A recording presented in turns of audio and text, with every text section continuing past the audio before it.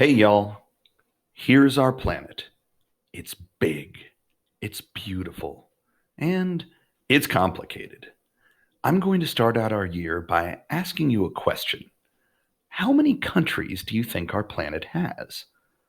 Hopefully, you already know it's more than just two or three, but seriously, how many countries do you think there are? 50? 100? 200? More than 1,000? I want you all to try to guess the number of countries that you think are in the world. Okay? Ready? You've got that number locked in your mind? Well, actually, you're wrong. If you were thinking of any number at all, you are incorrect. The correct answer is it's complicated. It doesn't seem like this should be complicated. I mean, don't you just look at a map and count up how many countries there are? Well, whether or not something counts as a country isn't quite as simple as we might think. For example, last year, y'all learned about how the United States began with the Revolutionary War, where we fought against Great Britain to become our own country. Now, do you think we counted as our own country from the moment we said, "Sup, world, we're America, and we're so not a part of England anymore"? Or did we count as a new country once that war was won? Most of the time, when I ask kids that question, they tell me that we shouldn't count as a real country until after the war was over. But the fact is, we celebrate our country's birthday on the day we signed the Declaration of Independence, not the day years later when the war was finally won. Do you think the people living back in England would have counted the United States as its own country while the war was still going on? If you want a modern example of it's complicated, take a look at the country I used to live in, China. We'll do the whole story about this later this year, but for now, see the island of Taiwan colored in red? China says that they own Taiwan. They don't. See that big green area labeled China? Taiwan says it's the rightful owner of China. It's not. In the opinion of your humble social studies teacher, both of these are separate countries and they both need to get over themselves, but it's honestly a complicated topic. Do you count them as one country or two? So that brings us back to how many countries are there in the world? Well, if you want something closer to an answer, it's about 200. Depending on how you count, you probably get close to 200 without quite going over. By the way I count countries, I would say 197. But I will admit there's room to argue over a few of my choices and a few of my omissions. So, there was your very first Mr. Murray, it's complicated ramble. And now you are going to pick a country. I want you to go out and pick just one country. Two rules. First, nobody can pick the United States. We live here, that's too easy. Second, if you pick a country that no one else picks, you get a prize. I'd love to see you guys go out and find some small, random country that none of the other kids have even heard of. What prizes, you ask? Well, you've got four choices. Three of the four only work in person, but I will keep track of who's won what, and hopefully, eventually, I'll be able to award these to you myself as soon as we get to meet up in person. First up, you can get a piece of gum. For the record, I totally let kids chew gum in my class as long as it doesn't cause a problem. Second, you can get a Jolly Rancher. Now, as far as the flavor goes, it's you get what you get flavor. Next, you can get an Awesome Pass. This pass works either in person or virtually from home and can be used in three different ways. First, You can ask me for help on a test problem during the test itself. Any one problem of your choice, I will teach you how to get that question right during the test. I'll tell you right now, this is the best way to use one of these. You can only use one per test, but you can use it on absolutely any test I give in my class that's for a grade. Second, you can skip 2 homework problems from any homework assignment you want.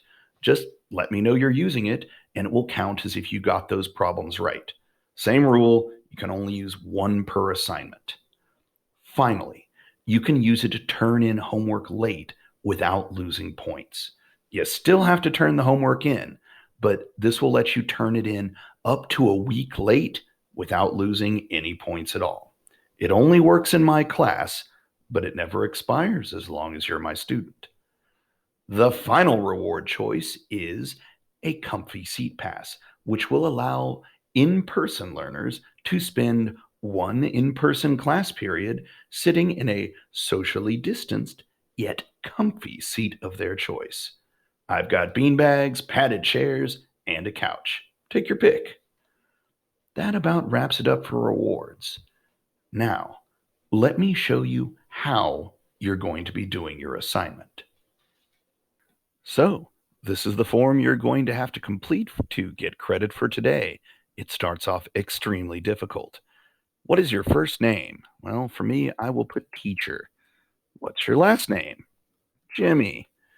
What period do you have social studies? Well, for me, the answer is all of these, but most of you guys will have just one answer, so I'll go with second. Who is your social studies teacher? Oh, look, it's me. Although, if you are permanently online, you're going to want to pick Miss Miller, and of course, you might have Mr. Fisk. But here we go. What country are you choosing? Now, I made this easy for y'all. I created a drop down that has all 197 places that I consider countries.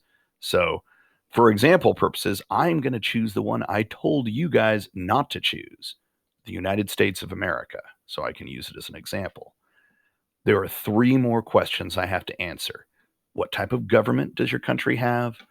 What is the name of your country's capital city or cities? Because some countries have more than one. And what is the name of your country's currency? In other words, what does it call its money?